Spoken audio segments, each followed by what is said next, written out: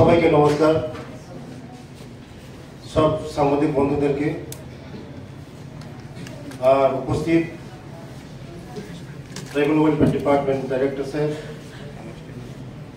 এবং tribal welfare additional director সাহেব এবং আমার অন্যান্য অফিসারগণ এবং বিভিন্ন হোস্টেল থেকে যারা এসেছেন খেলোয়াড় তাদেরকে ধন্যবাদ জানাই। আগামী 5 তারিখ থেকে আমাদের ফুটবল টুর্নামেন্ট হচ্ছে উমাকান্ত মাঠে, 8 তারিখ পর্যন্ত চলবে। এই খেলার উদ্দেশ্য হলো একটাই, যে আমাদের বিশেষ করে আমাদের জনজাতি ছেলেমেয়েরা একটা বিপথে যাচ্ছে। আমাদের ছেলেমেয়েরা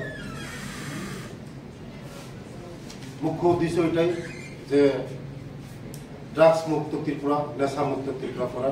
আমাদের এই রাজ্যের জনপ্রিয় মুখ্যমন্ত্রী প্রফেসর ডক্টর মনিক সরজির নেতৃত্বে এই স্লোগানটা নিয়ে আমরা চলছি।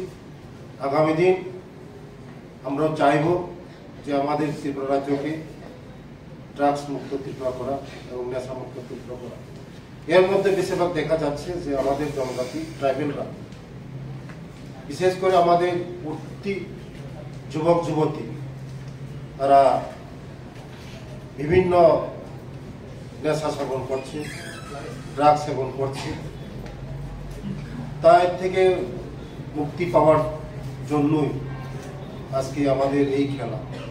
কারণ যে ছেলেমেয়েরা খেলার মধ্যে নেশা হয়, এই ছেলেমেয়েদের এই নেশা থেকে আমরা মুক্তি দিতে পারি।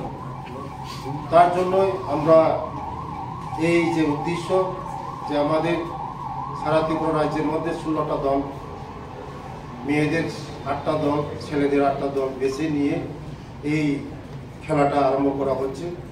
আগামী দিন আমরা চাই যে এই ছেলেমেয়েরাই ন্যাশনাল খেলবে এবং ভালো প্লেয়ার হবে, আমাদের ত্রিপুরা রাজ্যের নাম উজ্জ্বল করবে ওরা।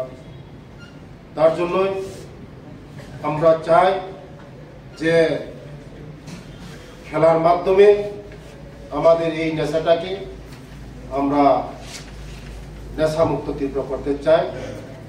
তার জন্য যে উদ্দেশ্যটা নিয়ে আমরা করছি, এই উদ্দেশ্যটা সবাই যদি আমরা সাহায্য করি, আমাদের সরকারের পক্ষে সরকারের পক্ষে সম্ভব না।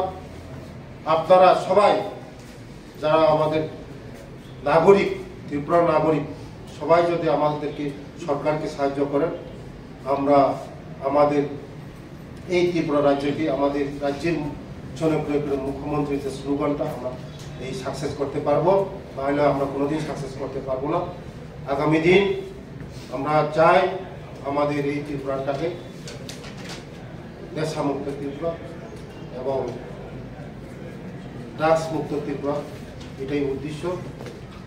এই বলেই আমার সংক্ষিপ্ত বলা এখানে শেষ করলাম। সবাইকে নমস্কার, ধন্যবাদ, ধন্যবাদ।